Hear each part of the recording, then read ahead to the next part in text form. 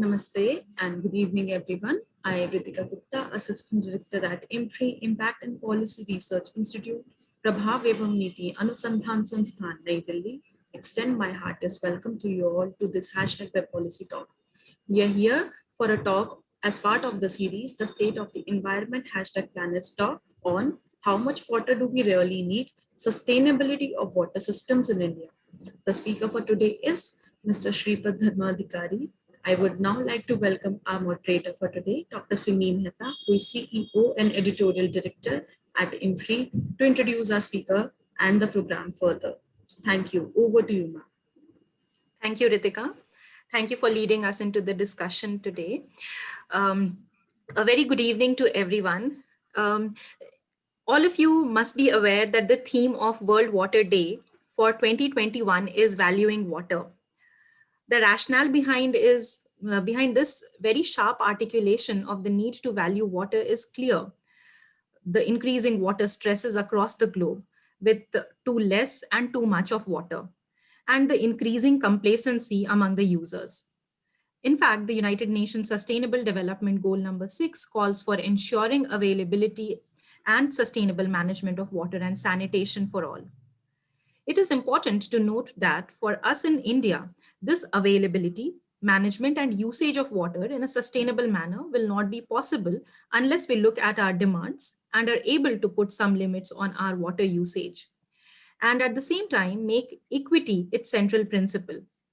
Towards this, it is extremely important to understand how much water do we really need so that we do not interfere with its sustainability and one which actually takes care of our present needs. How can we avoid the risk of mismanagement of this finite, irreplaceable resource and that no one is excluded from their rightful access to water? How should policy be strategized given the implicit challenges upon water? How can the role of communities, civil society, decentralized local governments, multilateral agencies, and even foreign policy be harnessed so that there is concrete action for people, planet, and prosperity? To delve into all this and beyond, we are fortunate to have with us Mr. Shripad Dharmadhikari. It is my privilege to introduce Mr. Shripad to you. He's an activist and researcher and founder coordinator of Manthan Adhyan Kendra, a center focused on analytical and advocacy work in the water and energy sectors. His focus is on working to help shift the water sector in the country towards a more equitable, just, and sustainable path. His areas of work include water policy and programs, river and water resource management, especially using the environmental flows approach, dams, hydropower, irrigation, privatization, and commodification in water, impacts of coal on water, and national inland waterways. Mr. Shripad is a graduate in mechanical engineering from IIT Bombay and was a full-time activist with the Narmada Bachao Andolan, the mass movement of people affected by the dams on the Narmada River for 12 years. Mr. Shripad was also a member of Government of India's Planning Commission's two working groups in 2010 to 12 for the 12th five-year plan on urban and industrial water supply and model bill for state water regulatory system. He was also an academic visitor at the Stranded Assets Program, Smith School of Enterprise and the Environment at University of Oxford, United Kingdom from May 2015 to December 2015. Mr. Shripad is a member of the Forum for Policy Dialogue on Water Conflicts in India and is also on its steering committee. He has close links with grassroots groups and campaigns. He writes extensively on water, rivers, and related issues and is involved in capacity building and training. Thank you, sir, for joining us today. We are also fortunate to be joined by Dr. Indira Khurana, an eminent water expert and enthusiast and vice chair of Tarun Bharat Sangh. Thank you, ma'am, for joining us today. So I again thank you to Mr. Shripad and Dr. Indira for joining us today and to talk on a very important and relevant topic. I once again welcome and invite Mr. Shripad to begin your presentation. Over to you, sir. Thank you so much, Dr. Simi.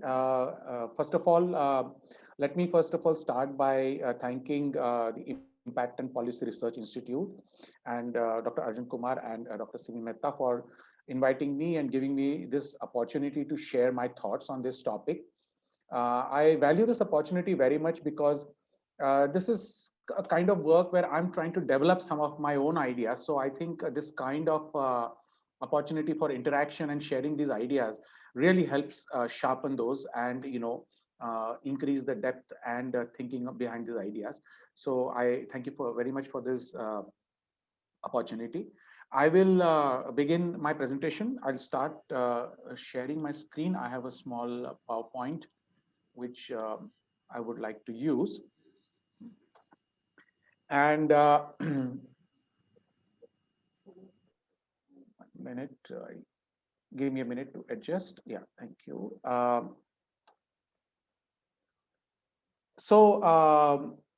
The topic for the day, as you can see from the title sheet, is how much water do we really need and sustainability of water systems in India. So when we talk about sustainability in terms of water resources or water or ecology, often we talk about things like big dams versus small dams. We talk about, rainwater harvesting, groundwater recharge. So these are all, of course, very important things to discuss, and these have a lot of bearing on sustainability.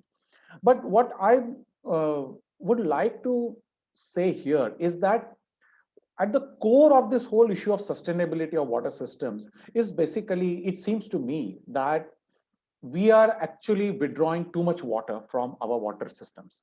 And we are withdrawing so much water from the water systems that we are disrupting the ecological integrity of these water systems, whether they be rivers or whether they be wetlands, whether they be groundwater and all that. So this is the issue that I really want to explore today with all of you.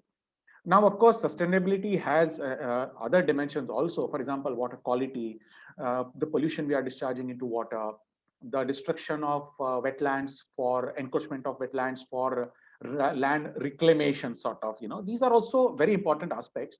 But I want to focus on this whole aspect of withdrawal of water and how that is disrupting the sustainability of our water systems, because I think that that is the core and that is one of the most significant reasons behind the unsustainability of water systems in India. Of course, when we are talking about withdrawal of water from water systems, from our rivers, from our groundwater, then it is always justified on the grounds that we need that water to address our needs of food and energy and domestic and drinking water supply. And it's true, we need the water for meeting some of our needs.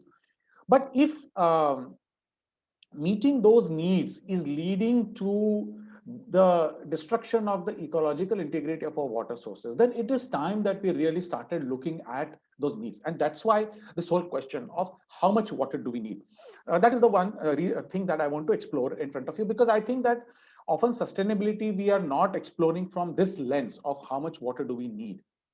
And before I go further, I also want to say that in this presentation and this whole discussion, I have not so much as any solutions to offer or answers to offer, as much as some important questions which I want to pose and maybe the direction in which we need to go. So let me start with that. How much water do we need? Before we go into that question, I want to talk about one aspect of today's way of the water management, or I will say today's sort of mainstream or the establishment or the dominant paradigm of water management. I think there is one central character of that or characteristic of that management, and that is what I want to start with. So what is that?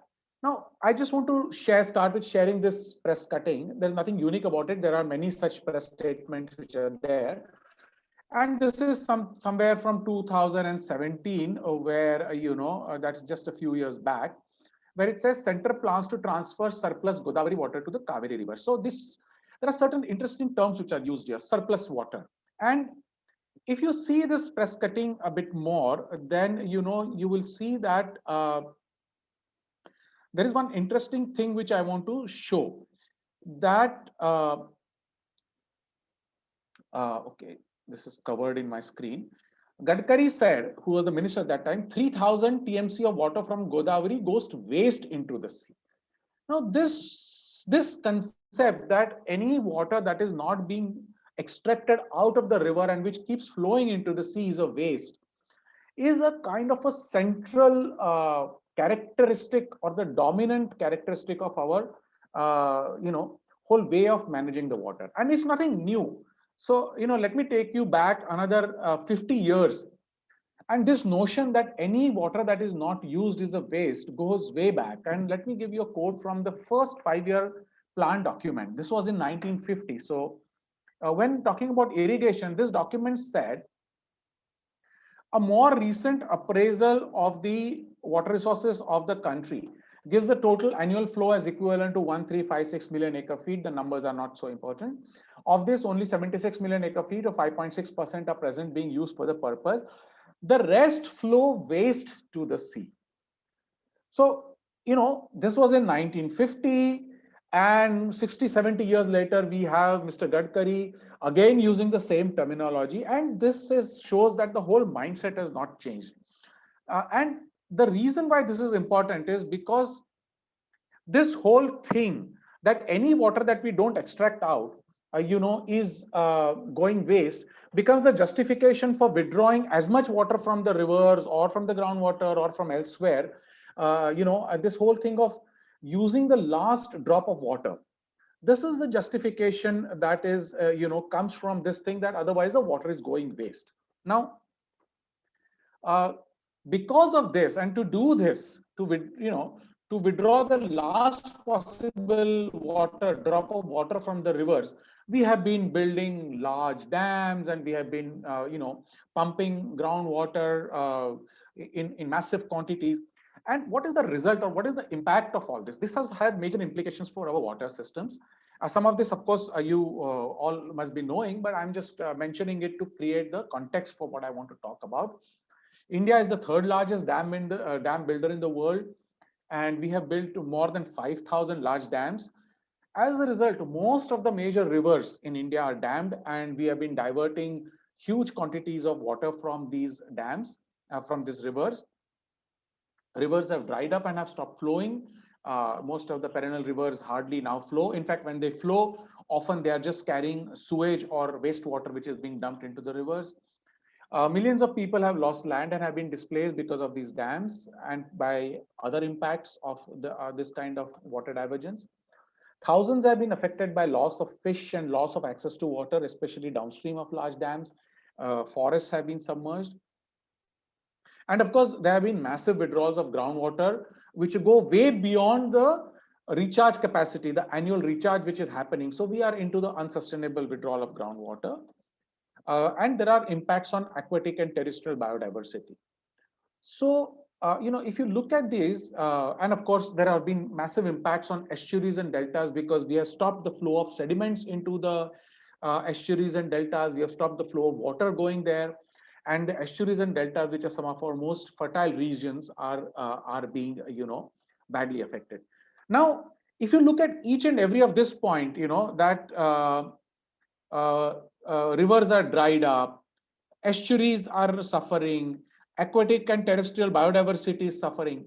These are all indications or symptoms of the unsustainability. Now, this unsustainability is directly linked to the withdrawal of water, and the withdrawal of water is being linked to our needs. And so, therefore, we have to look at our needs. But just before that, a quick look at some of the pictures. This is the Shipra River in Madhya Pradesh. This is the river where the Ardha Kumbh takes place, the Simhastha as it is called, where lakhs of people come for bathing. This is the state of the river today, where there is no water in the river, or of course, whatever water is there is essentially a sewage water, and therefore, it's all, you can see only weeds and eutrophication. On the other hand, all the water is stored behind dams and causing submergence, and of course has its own impact. This is a picture from the submergence of the Sardar Sarovar Dam, which is built in Gujarat, but the submergence is in Madhya Pradesh and Maharashtra also. And this is a small map from the Central Groundwater Board, which captures overexploited and critical areas where we have been withdrawing groundwater beyond the sustainable limits. And you can see that large parts of the country are in red. So this all is the situation on one hand. And on the other hand, we say that we are doing all this because we need the water to meet our requirements of food, electricity, energy, domestic and household needs. So it is very important, therefore, that we look at these needs and see whether really we need to withdraw so much water, or we can do with lesser withdrawals, or whether we still need more, and also the form in which we are withdrawing the water. So in the next few slides, I'm going to explore this whole issue of how much water do we have and how much water do we need. So let's look at the water resources of India. Again, very basic statistics, but this is the statement which we will hear often, that 17% of the world's population is there in India. India has 17% of the world's population, but we only have 4% of the water resources of the world. Now, even if we forget the kind of many assumptions behind it, this kind of a statement more or less tries to indicate that therefore we need to use every little bit of our water, and really there is no space for leaving anything for the ecology. And we will look at what is the real situation as far as this is concerned. And then this table captures some more basic figures. The total precipitation and inflows from other countries into India is roughly 4,000 billion cubic meters, or cubic kilometers, the same unit, out of which available for us is only 1869 BCM. And why that? Because most of the water which falls as rain or snow, whatever, more or less evaporates almost immediately, or is evapotranspirated through grassland and forest and other places. So this is the only water that is available to us, and within that, utilizable water is only 1123 billion cubic meter. These are the figures which have been put out by Central Water Commission and other agencies from time to time. And this utilizable water is available to us in the form of surface water 690, and in the form of groundwater as 433 billion cubic meters. And interestingly, they also say that this 690 will be available to us only if we are able to construct all possible storages on our rivers. And this storage is, of course, a euphemism for the large dams. Now, what is the demand side? So let's look at the demand side. And when we say the demand, let us try and look at the longer term demand projections, because that is what is important.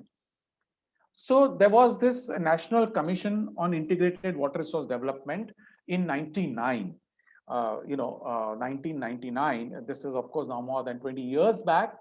And they projected the water demand for 2050. And they projected that the total water requirement for us would be in the range of 973 BCM to about 1180 billion cubic meters by 2020. And most of this would be required for agriculture, for irrigation demands. That is almost 68% to 70% of that is required for this. Now, the environmental requirement, the water demand or the water allocated in this whole projections for environmental requirement was only about 20 billion cubic meters, which is a minuscule part of the entire thing. So if you look at it broadly, then the total demand and the total availability more or less exactly matches. So, the total availability is around 1123 and the total demand is around 1180. So, it sort of exactly matches. What does this mean?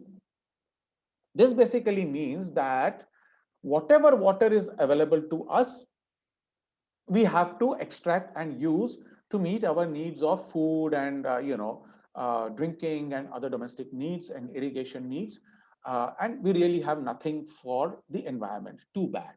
So this is what the kind of broad picture that is there. So what are the implications for sustainability then? So as I would like to share with you a formulation which a senior retired engineer from the Water Resource Ministry says. He says basically you can have waters flowing through the rivers, or you can have waters flowing through your fields and your homes and industry. Basically, you cannot have both.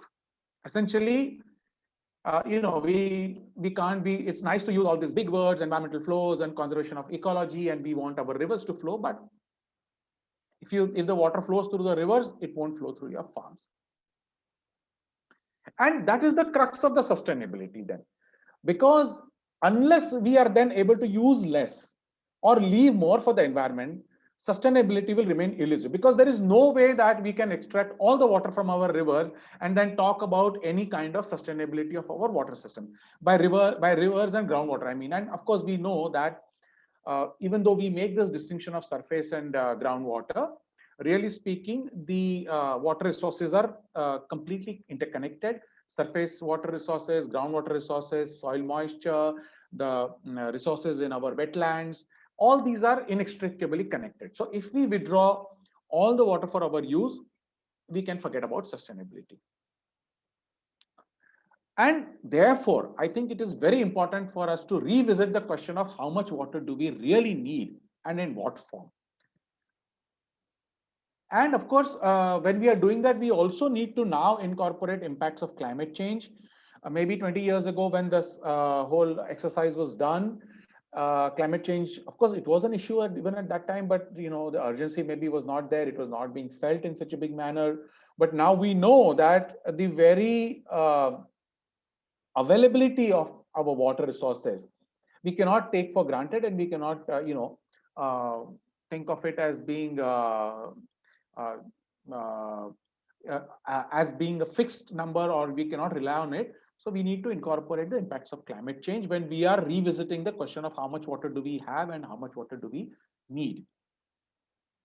So when we revisit that, the question is, I mean, is there any scope for revisiting? Because it sort of seems an open and shut case. Okay, this is the water we have and this much we need. But I think that if we revisit the demand projections, then there are certain openings there. And those are the ones I want to point out for us. So let's go back to the demand scenarios. First of all, the National Commission on Integrated Water Resource Development says that our demand in 2050 is about 1180. And this is the year they have also used because they expect the stabilization in the population to happen by then, or maybe a little before then. But some people say that these estimates are actually low. We must look at estimates, demand requirements in the range of even 1400 billion cubic meters, which of course then goes beyond our availability. The NITI Aayog, in its recent report, there is a report that it has brought out in 2019, just about 2 years back, in the Composite Water Management Index second report. They say that estimates suggest that the water demand gap in agriculture could be as high as 570 billion cubic meters by 2030.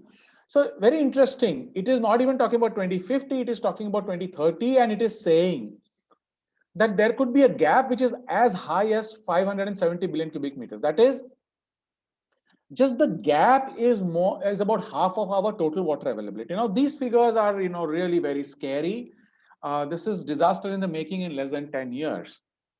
But I think that we need to get into the behind these figures. So first of all, the estimate given by the NITI Aayog is not its own, but it is from a study by ASSOCHAM and a PricewaterhouseCoopers report. And that report itself, is not really, we have not seen that report. NITI Aayog also just quotes from that report. It doesn't really give any further details, assumptions behind that report. But what is astounding, or what is astonishing, is that the NITI Aayog on such a very crucial issue has to quote somebody else. And that also like a consulting agency or a commercial association. It's astonishing that the government has not done any study on water demand supply after the 1999. Whereas actually, if you look at some of the other sectors, energy, for example, or electricity, there are so many studies that are being done and are being done at regular intervals. But on a crucial issue like water, we don't see any study, and that it's a sorry comment that the NITI Aayog India's premier think tank has to rely on some other report, or that also by a private agency. So I think there is a need to question that report. We should also note that the National Commission on Integrated Water Resource Development, which did the 1999 study, also gives a lower range of about 973 BCM as our total water requirement. And there is also a study by International Water Management Institute, which was a 2007 study, which puts the water requirement at 900 BCM. Okay, out of which agriculture is about 637 BCM. Now, I don't want to get into the technicalities of the specific figures because that's not really, I think this online mode is also not really very suitable for those kind of discussions. I am just giving you a certain range. So just to summarize, we have a Niti Aayog quoting a study which is very scary, which gives some very high numbers. The National Commission of 99 gives some high numbers, but it also gives some lower numbers. We have an EMI study which also gives some lower numbers. So we have at least some scenarios, okay, in which the demand is significantly lower than the utilizable water. That is these scenarios, the the EMI scenario or the low scenario of National Commission, or the EMI scenario, which are having water requirement as less than the utilizable water. Now, I would like to pose this question: that can we make this scenario as a policy objective? And what do I mean by that? When you develop different scenarios, the different scenarios are there because there are different assumptions behind those scenarios. So can we say that the assumptions that led to this lesser water demand, can we make those assumptions as our policy objectives, that we want those assumptions to happen, come true, or those assumptions to hold, and whatever is required in terms of our policy and regulatory framework, we will make that so that those assumptions become true, and therefore our demand becomes this smaller demand. So I think that is an important question that we need to ask, that the assumptions, the scenarios which gives the low demand, can those be made as our policy objectives? Then there are a whole entire set of measures which can lead to more efficient use of water, and therefore less demand pressure. We'll quickly go through some of these. So there are several efficiency improvement uses. One of the most important one is changing in cropping patterns, and aligning of cropping pattern to local agroclimatic characters, and we'll talk a little bit about each of these things. There are recommendations for use of water saving technologies like drip irrigation, and also use of some cutting edge technologies like precision irrigation, which can even further save water. And then there is better regulation, better governance and management of water. All these are being talked about. Let's take a quick look at some of this. Cropping patterns. Now, again, I think these are things which are talked about, but I want to bring a different aspect of them to this discussion. So we know that we talk about unsustainable cropping pattern, for example, the growing of rice in Punjab, or growing of sugarcane in the drought-prone areas of Maharashtra. So this is a rice field in Punjab, a photo. So this is a quote from a recent NABARD study of 2018. The states of Punjab, Haryana, Andhra Pradesh, and Tamil Nadu consume excessively large quantities of irrigation water. Farmers and governments in these states need to reallocate part of the rice area, maybe 15%, to less water consuming high value crops. Okay.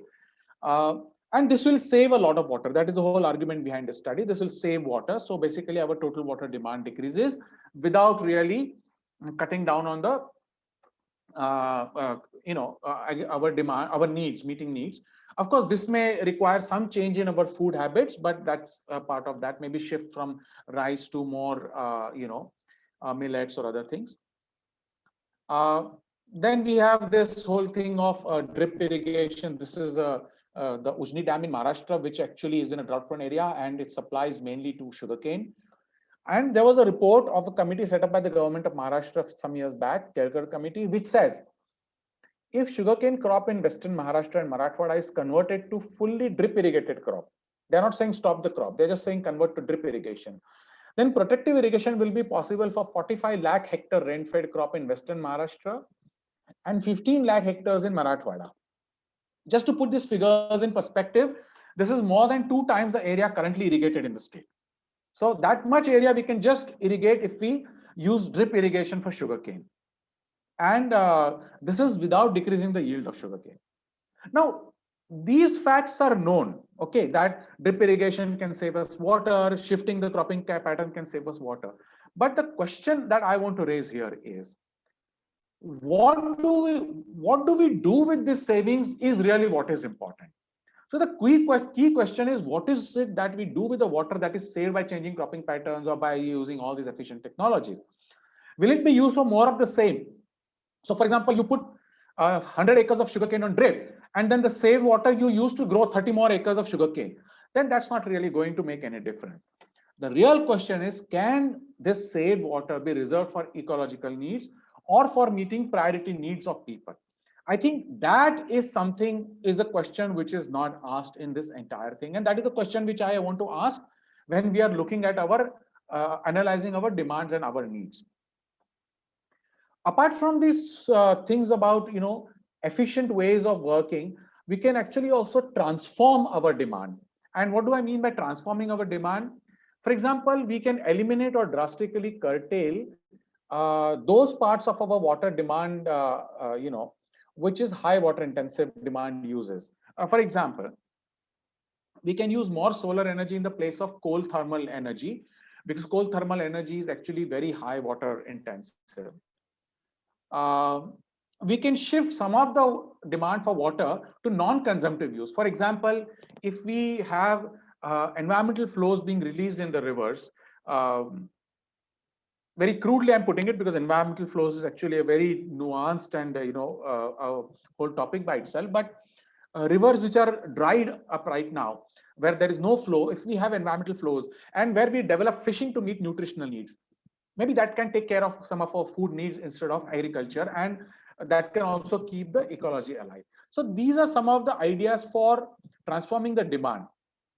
But the point is, whether you're talking about transforming the demand or whether you're talking about better efficient use, unless it is put within a framework of sustainability and planning for sustainability, it may have no meaning.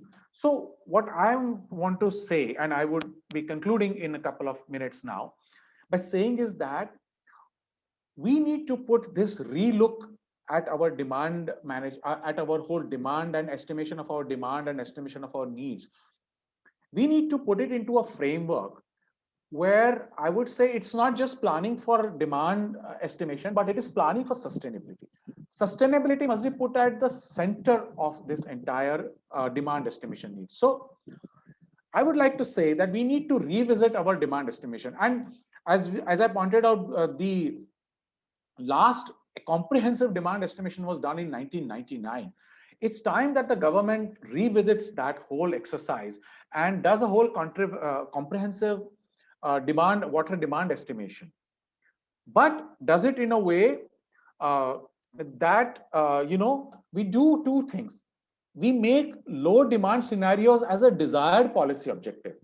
We say that one of the policy, because if you want to estimate demand, if you want to put sustainability at the center of these demand estimation, then that requires that we try to minimize our demand so that maximum amount of water is available for maintaining the ecological integrity of our water bodies and our water systems. So low demand scenarios must be put as policy objectives. And we must make water for ecological needs as a part of the priority objectives and explicitly plan for it as a part of the demand estimates. And as I have shown some of the things, it's possible, but it will happen only if we put it as a very specific objective. And then we ensure that water saved by different means is reserved either for the basic needs of people or the priority needs of the people and ecology. Which means that equity has to be also at the center. And I would suggest certain very specific exercises that we do out as in terms of the scenarios. For example, can we develop, ecology and equity centric demand scenarios? For example, I would say that we postulate, and this is a scenario, so there is no harm in, trying to look at what the numbers would look like. Say, what happens if 50% of our water is reserved for the ecological and non-consumptive needs? Okay, that means we have only 50% to use for our withdrawals and for our needs for irrigation or consumptive needs. What would our demand and what would our needs look like in that situation? And is that a tenable thing? Can we create a discourse and discussion about that? There is nothing sacrosanct about 50%. It could be 60%, it could be 40%, it could be 70%. But this kind of an exercise would help us shape and build the discourse and change the mindset to think that when we are looking at our demands and our needs in terms of how much water we need, how much water we should be withdrawing from the water systems, I think the discourse will start centering not just only about how much we need and how much we can withdraw, but how much we need to leave back, how much needs to keep flowing, how much needs to remain within the water bodies to maintain the ecological integrity. I think that is the key shift that we need to make in our mindsets and in our discourse. And that is the key shift that we need to make by revisiting our needs and demand estimation. And that is what I would like to recommend. Thank you very much. Thank you so much, Shripad sir. It was so enriching and so insightful. Thank you so much for sharing this wonderful presentation and lucidly pointing out to the challenges and also how we can move forward. So I would request Dr. Indira Khurana to come up and to share her comments, please. Thank you, Simi, and a big thanks to Shripad for this excellent and thought-provoking presentation and discussion. I think whenever we listen to you, Shripad, we always come out more reflective, we have more knowledge. Whether more wisdom depends on us, but I think we definitely come out with more thoughts and we kind of reflect. So thank you so much for sharing your ideas and your thoughts with us, and very importantly, the questions that you have raised, during the course of your presentation. You also spoke a bit, just before I get into some of my reflections, you spoke a bit about needing a special session on, like environment flows is something that is really, right now you mentioned it kind of in passing, but it needs a full session. So I would request IMPRI, if it interests them, if we could request you to again come back at a later point and we have a good discussion on this environment flows. And because I know at least for the Ganga River, the kind of flows they recommended, when there's monsoon, they say, bahut sara pani aane do, and when there's a lean flow in the rivers, then they say, come, there's going to be less amount of flow. So where is the, the sanctity of maintaining the environment flows? I think one of the biggest questions that you posed in front of all of us is that when we talk about sustainability of water systems, the first thing is that we are withdrawing too much from the system that exists. And, it's all mostly ascribed, and the rationale given is that it's because of our need. So I think we need to really, all of us need to really reflect now. It's about high time that we reflect and then act accordingly. It's like, what are our needs? I mean, okay, for example, an example comes in mind. I want to buy a car, okay? So looking at my budget, maybe I buy a Maruti or whatever. Do I aspire for a Lamborghini? So when I don't have the finances, I need to be realistic and I need to frame my, my needs and demands within, okay, I need a car to move from one place to another, maybe. Let's do one that is, fuel efficient to sector. Why go for a high-end car?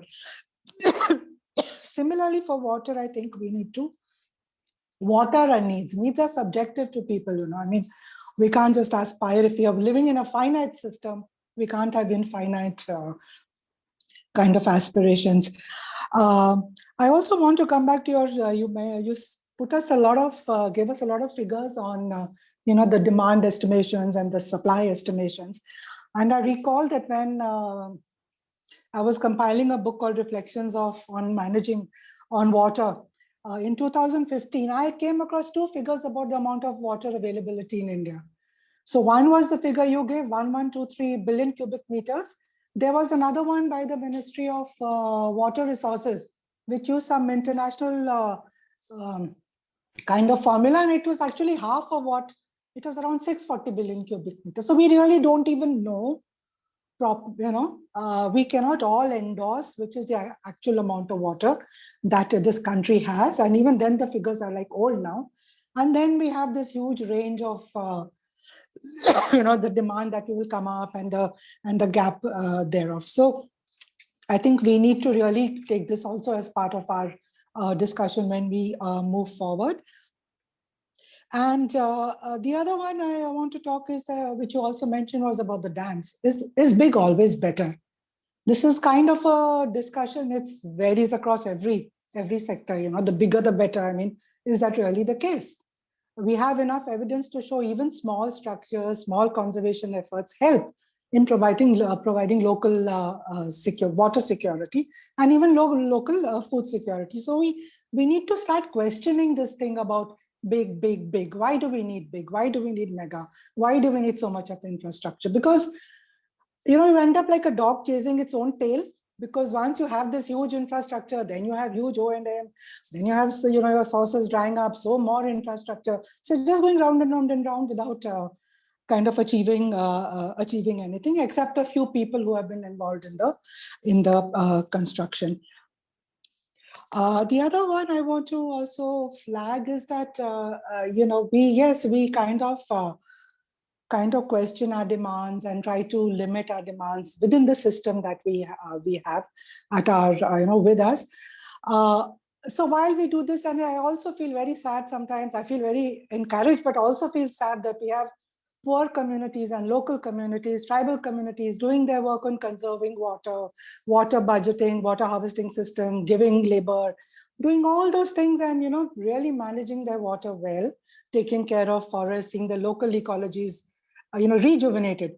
And there comes a big project, which kind of is going to do a whole lot of logging, deforestation. So you can't promote these activities on one side and then with one big stroke, do something which has a huge impact on on the natural resources, including water. I think that's again something we need to question. Also, we've had, we need to question, like, why are we not going more into, agroecological based cultivation? Why are we not doing more of micro irrigation? Because these ideas are there for a long time. There must be some challenges somewhere, which I think we need to tease further and then see that we move on together collectively, and so that we can reduce the amount of water we use for the crops. And lastly, I'm just, two things. One is now increasingly there is scientific evidence which is showing that if you let ecosystems be, or you restore them, they actually give you more economic benefits, than the so-called development projects that are happening in the name of economic benefits. So I'm very happy when I'm coming across more and more such studies and I'm trying to compile them. So at least that economic argument now, we had activists like you, we have grassroots workers, it's common sense, our traditional wisdom, which is saying this. But now if people want scientific evidence, lo and behold, even that's coming forward. So that's a good thing. And the last point I want to say regarding water, I was just reminded when you were speaking about we need to reflect, that perhaps we can just tweak John F. Kennedy's statement a bit. Ask not what your country can do for you, ask what you can do for your country. So the same we need to do with water.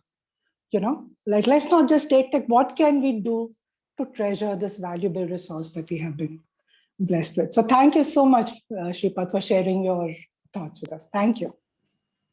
Thank you, ma'am, for those words of encouragement at the end and for flagging these issues. Of course, Mr. Shripath would be taking them when he responds. We also have with us Professor Ajit Seshadri. He is head of environment at the Vigyan Vijay Foundation NGO in New Delhi.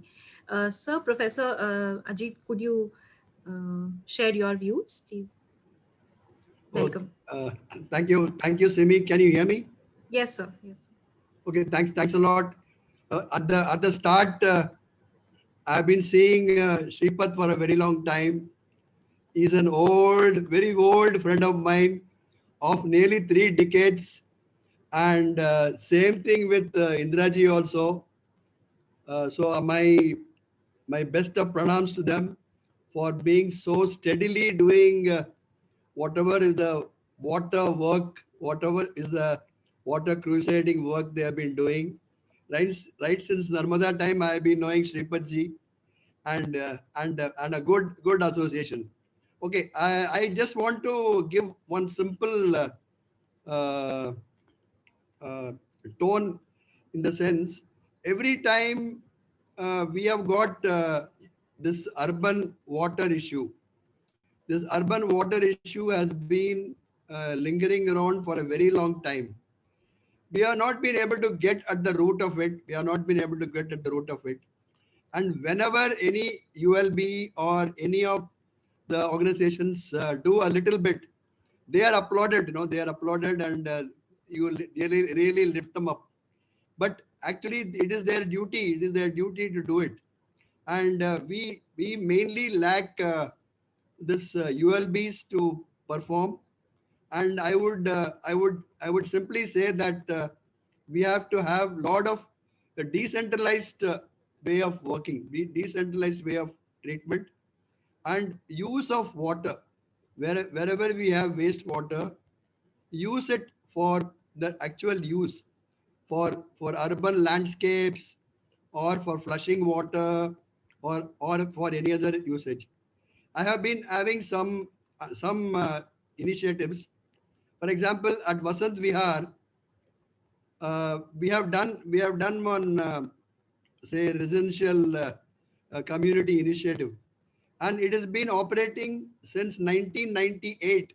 Since 1998, it has been operating, and they are sourcing all the Nala water, whatever is there. All the Nala water is being sourced. If an affluent colony like Vasant Vihar in Delhi can do it, I think the whole country, it can be simulated and done. I mean, a lot of decentralized initiatives are required. I mean, this is my take on urban and urban water issues. Thank you, Simi, for giving me this time. Thank you very much.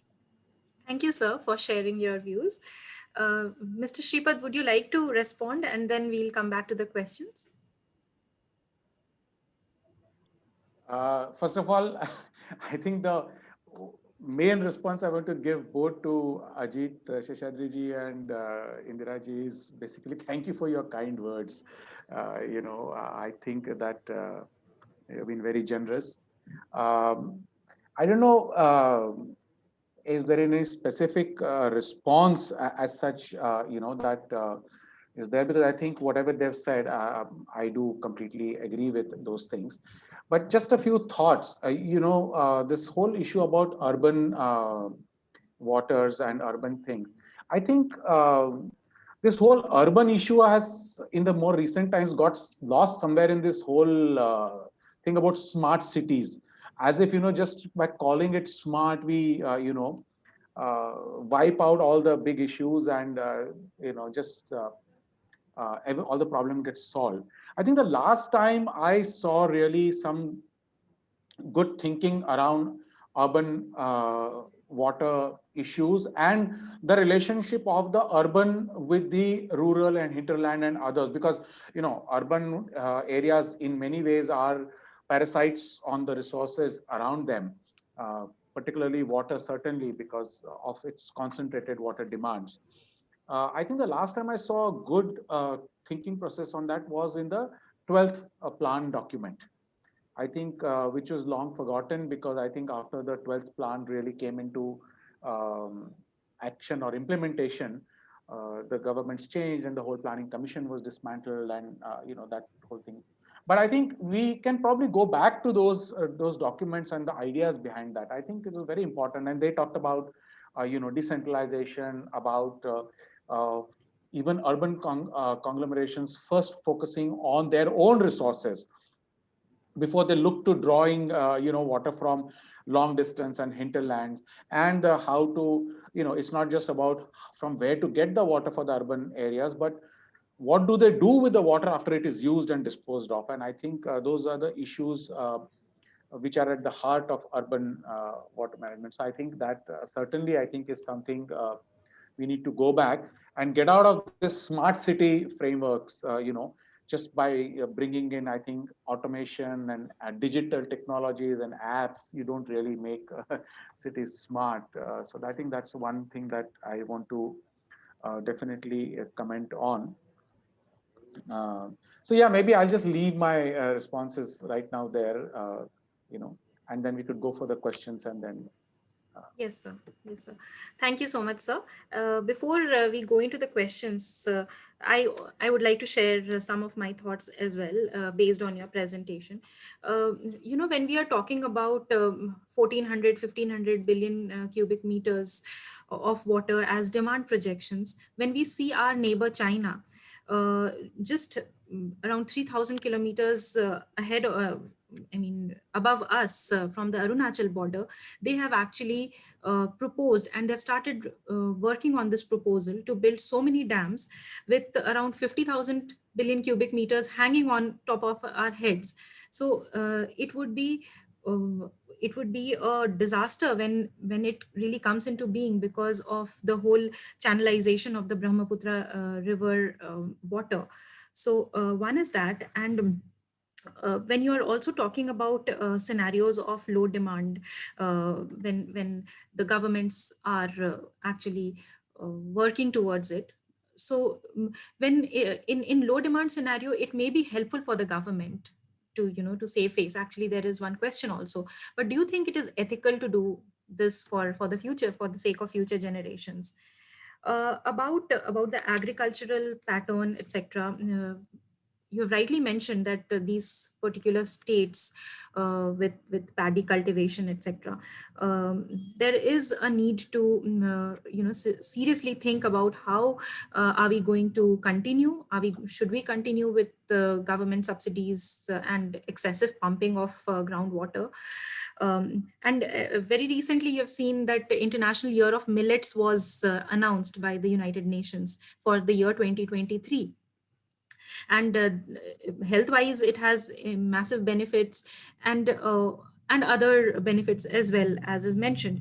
But do you think how long should we just recognition or celebration for 1 year, would that make any difference? Or how should we plan when we are moving towards the year of millets? And also, when we are trying to transform the rice cultivation and etc., um, can we use, or how well suited are the rural areas for newer types of methods of of cultivation, like aquaponics? When you mentioned the fishing sector can be utilized, and even hydroponics. So if you could share some views on that, and then we can come back to the questions. In fact, I have um, asked one of the questions from the Q&A. So over to you, sir. Right. Thank you. I did notice that one of the questions which you had asked Yes. was also there in the Q&A. Yes. Yes. So first of all, I will say that I don't think all of these questions are things in which I can comment. For example, how do we go ahead to ensure that the whole millet year doesn't remain just an year's thing, but it gets into a much bigger process of changing the um, way we are looking at food and nutrition. I mean, some of these things are beyond me. I can say at a personal level, of course, what can be done. But as a country, as a campaign, I think what we have done over 50, 60, 70 years in changing people's food habits, people's aspirations, where millets are seen, as a poor person's food, and people are aspiring towards rice and all. Maybe it'll take a few more decades to shift back. So I think we do need to look at that. But I think, like with all these things, I think it's much as much a issue of changing of mindsets as it is also of changing the enabling environment. If you just now say everybody wants to eat millets, I don't think we may necessarily can go back to it unless we also have the enabling environments change. So I think it needs to also be planned into it in that manner. It's not just about having a year of something. So, but I want to say a few things about some of the other issues you raised. First of all, when we say we focus on lower demand scenarios, is that not being unethical towards future generations? I think maybe there's some confusion here. I want to clarify by what I mean by low demand. I mean by that low water demand, which doesn't mean that it's a low demand necessarily of the final product or the service.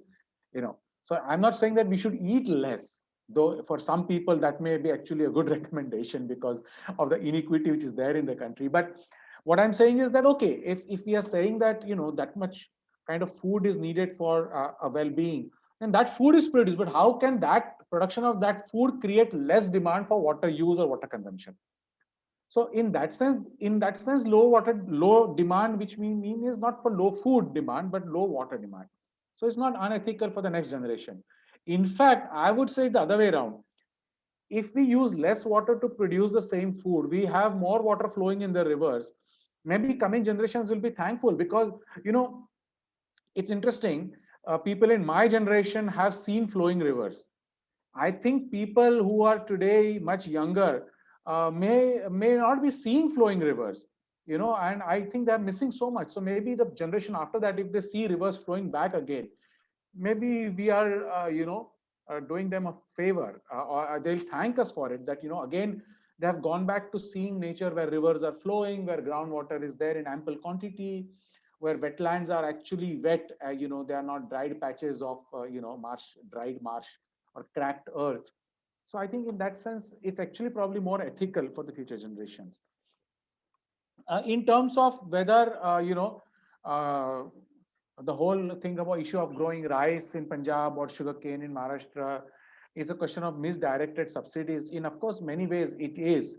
But I think it is also basically, so I think it's also how those subsidies, I'm not saying that we should therefore take away those subsidies and things will go back to normal. So many people say that, for example, in Punjab, we are giving free electricity.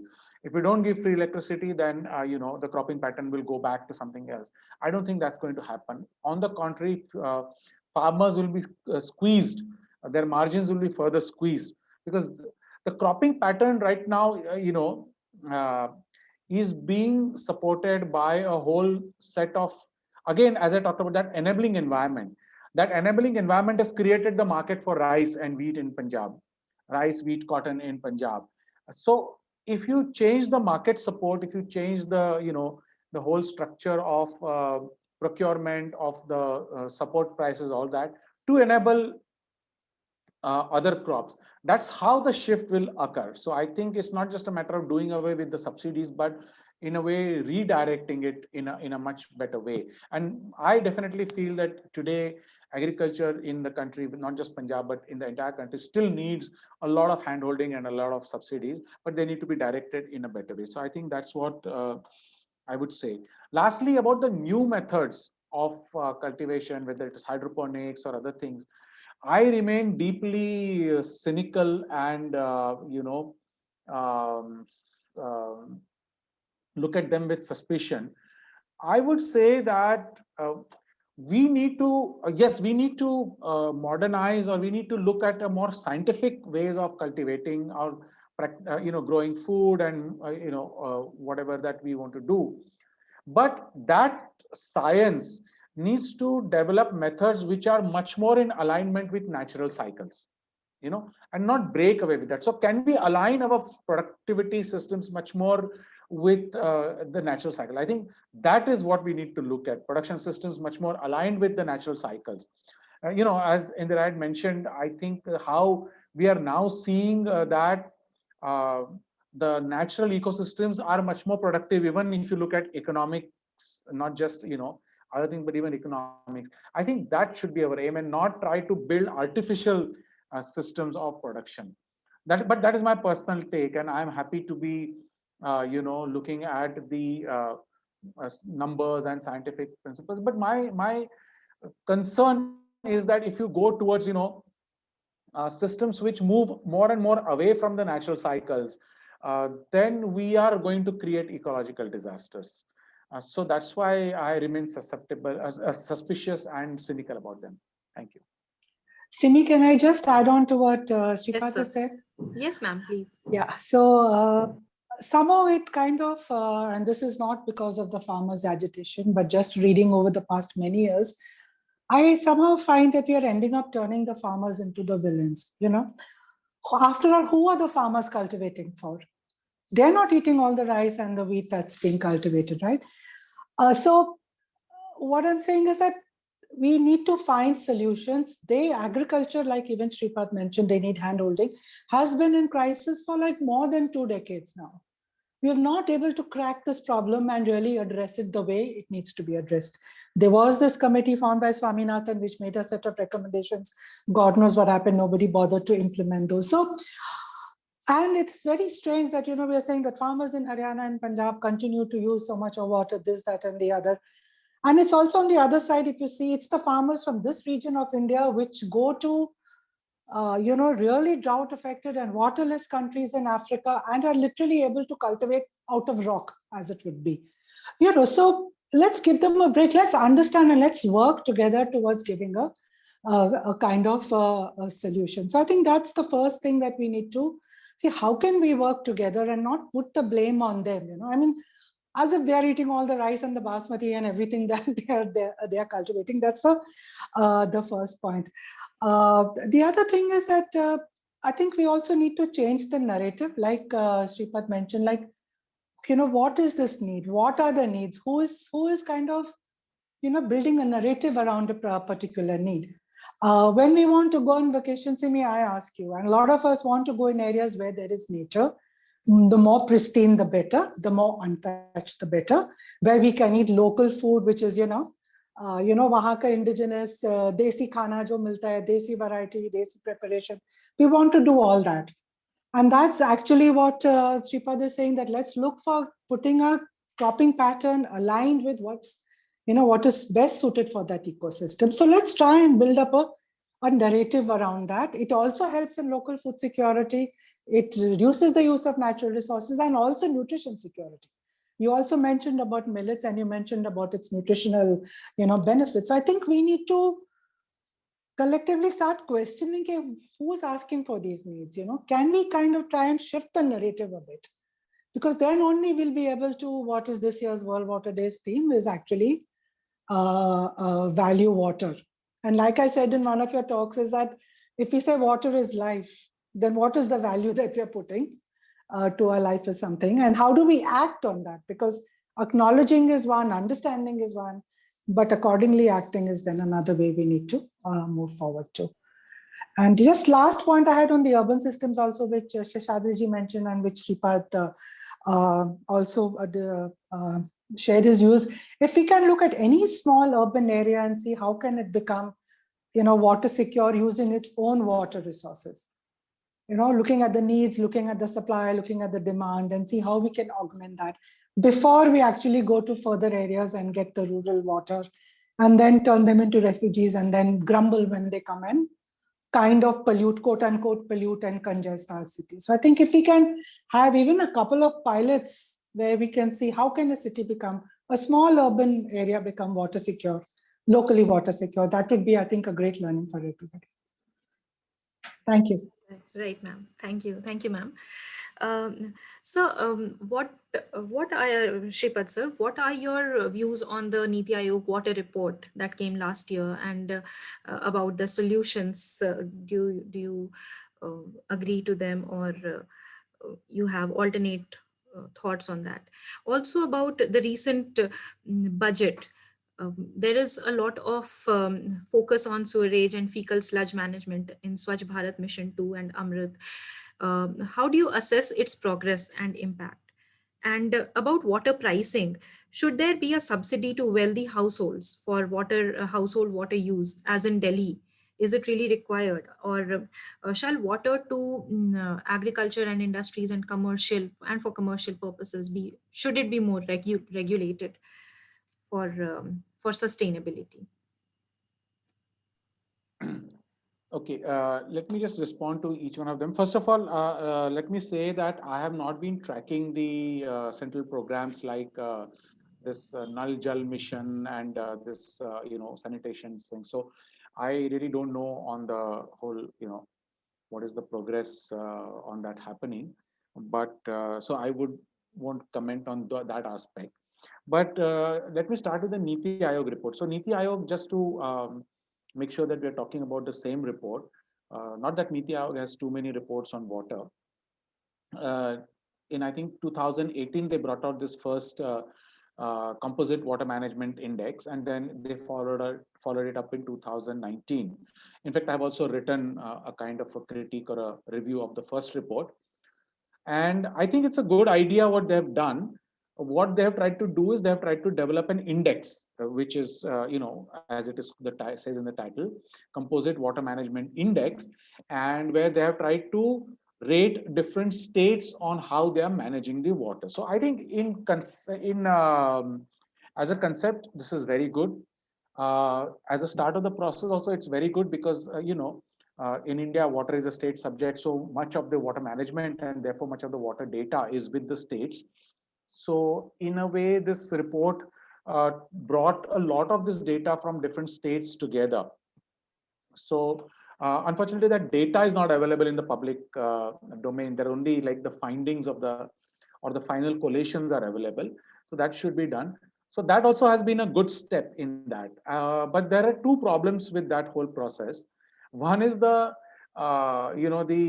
parameters which they chose for developing this water management index. So I would say, for example, that there should be many more in terms of indices or parameters in terms of looking at the sustainability, equity.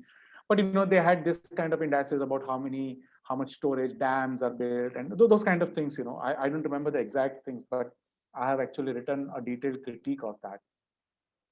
So in that sense, it's been a very mainstream index. It's been a very mainstream way of looking at water and water management. It continues all the kind of problems that exist with the mainstream framework.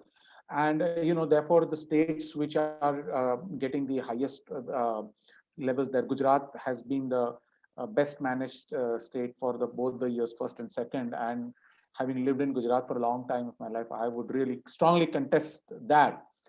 But it happens because the framework is a very mainstream framework. So I think that needs to change. That is one.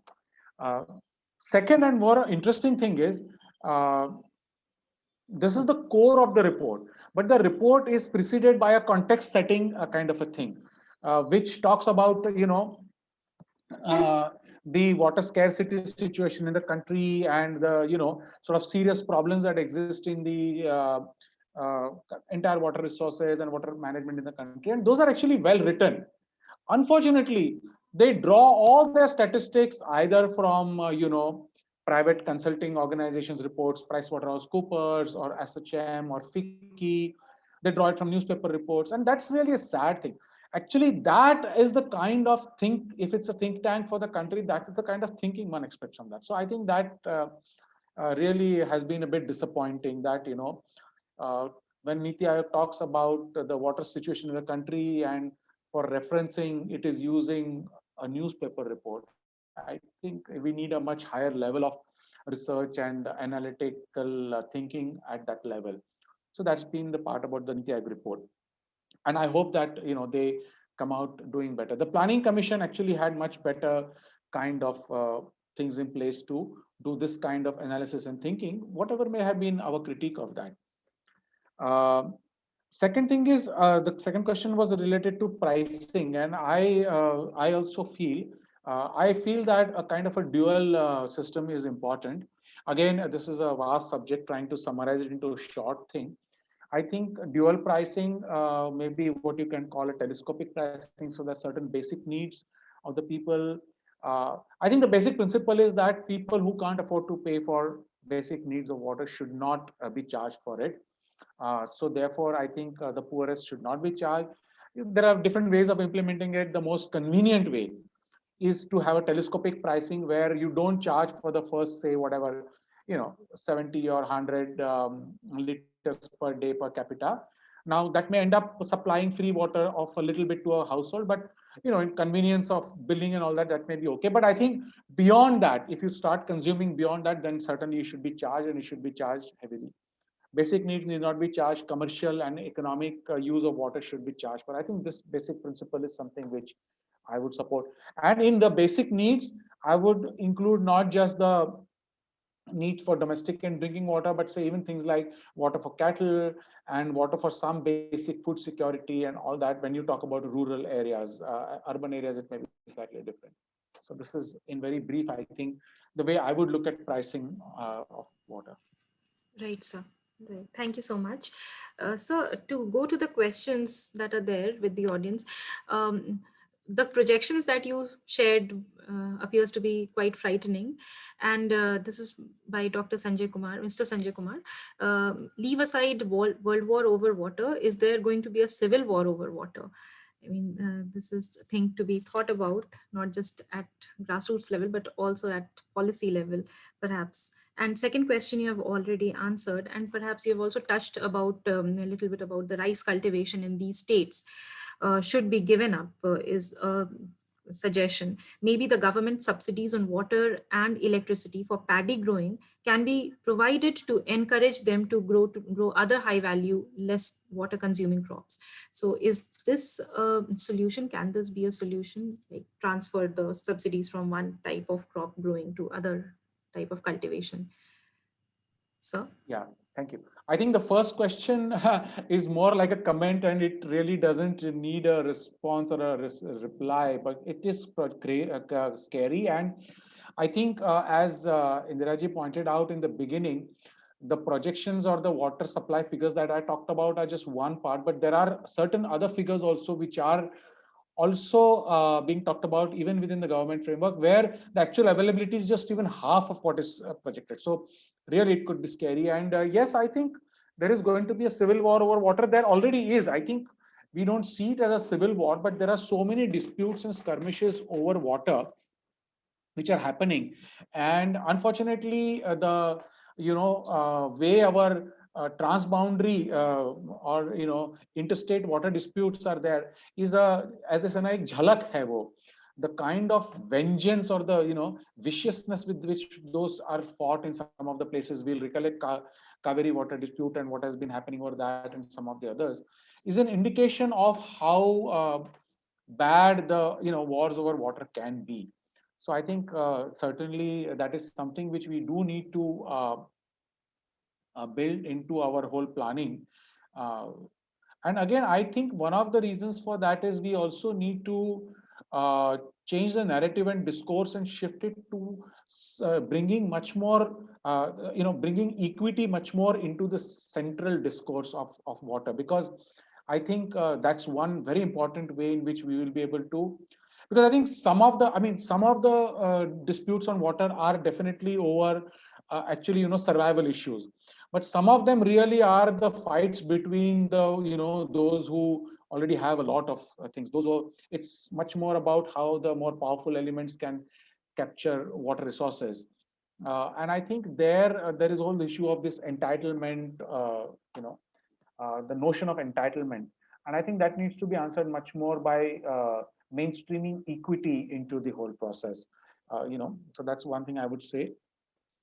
Regarding rice cultivation in Punjab, actually, I should give a little bit of a background that almost 20 years back, we did a very detailed study of the whole agriculture systems in Punjab and Haryana, because we were studying the Bhakra Dam and its impact on the two states.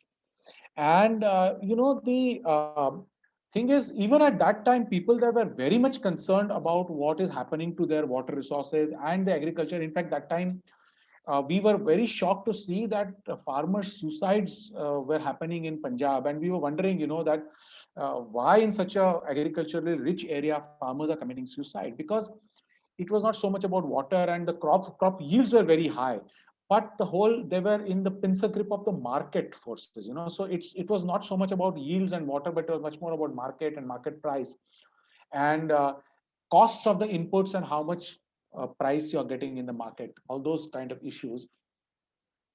And even at that time, there was this whole talk about changing the water cropping pattern.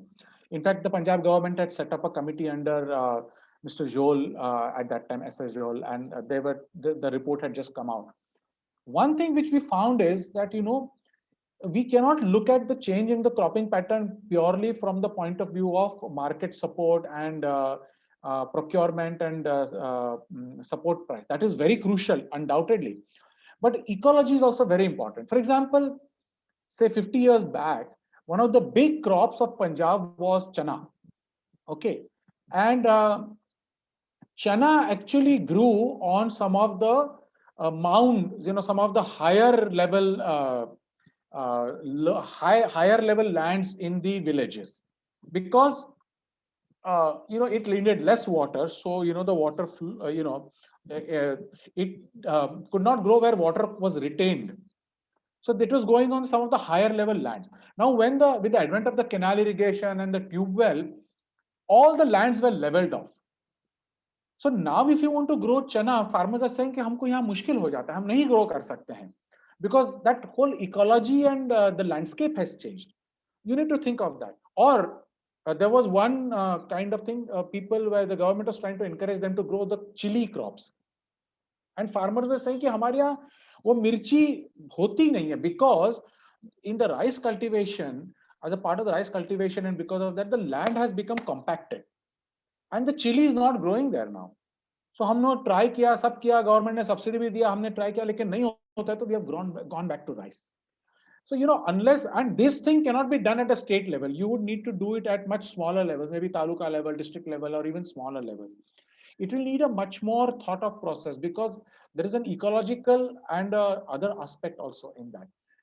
It can be done, but it needs to, need that level of thinking. So both the sides, you need to look at the problem.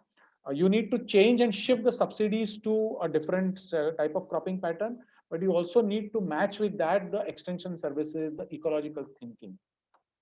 Thank you. Right. Thank you, sir. So thank you for responding so generously to the questions, sir. I would now go to the final round if Dr. Indira and Ajit sir would like to share your concluding thoughts. Maybe think, on the way forward, if you could. Yeah. I think the main thing for the way forward, I think, is to now understand the interconnectedness of nature and to actually start thinking at higher levels. Because unless we do this, only then we'll be able to bring about a change in the mindset and then change our practices and our policies and our practices accordingly. I think what, and this I think also aligns with what Shripad said, that can we make a policy objective of trying to, I don't know how he framed it, basically looking at the reduced demand, reduced demand scenario and work on that. He had a slide on that. So which was that slide, Shripad? You had a slide which said that, can we make that as a policy objective? You're on mute. Sorry. Yeah, so that slide was basically, so can we make the, low demand scenarios as a policy objective? Yes. Can we make that into a policy objective? Yes, can we do that? And also, how can we all get involved in looking at basically minimizing our needs and also working towards making water sustainable? I think those are my concluding suggestions moving forward. Thank you, ma'am. Thank you so much. Ajit sir, would you like to share some concluding remarks as way forward? Professor Ajit, you're on mute.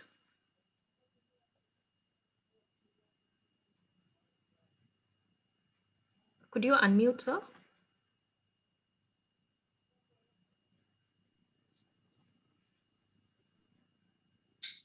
Yes. Sorry, I think you were responding to me.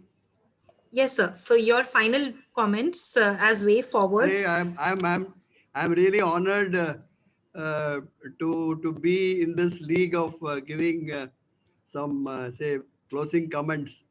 Okay, my main take would be that as far as possible, whatever has been the urban issues, we should try to solve it with some time bound plan, and generally we find that a lot of plans are being talked about, but factually if you take a call on it, things start happening and they all fade out. But definitely something on war footing, it is definitely required to be done, especially for example Delhi scene. Both water is a bad scene, wastewater, there are a lot of nalas. Solid waste is पूछो मत, वो हाल बहुत खराब है. And the, you know Delhi has got seven landfills, and things like that. It is not on. And for a developing country like ours, which we talk about so much other development, we should do well. I mean, that's my usual take. I mean, on the longer run, we find that a lot of good things required to be done quickly. Yes, thank you very much, Simi. Thank you, sir. Thank you so much. And finally, I come to Mr. Shripad. If you could share 2 policy suggestions as we close this session, 2 policy suggestions on sustainability of water systems. Yeah, well, I think they're already there in my initial presentation. I think that we should definitely do a comprehensive exercise of relooking at our needs and demands, and we should do it in a way with, with a specific objective of minimizing, to see how we can minimize our demand, as well as how we can prioritize leaving as much water as possible for the ecosystems and for the water systems. And I may just add that, sometimes when you talk about minimizing demands, it is taken in, it almost sounds like blasphemy. Oh, what are you saying in a country where so many people are still deprived of, water and of, energy and food? How can we think about, minimizing demand? But I think there's some confusion. When we say minimizing demand, it's basically at a macro level, minimizing how much load or demand we put on the entire system.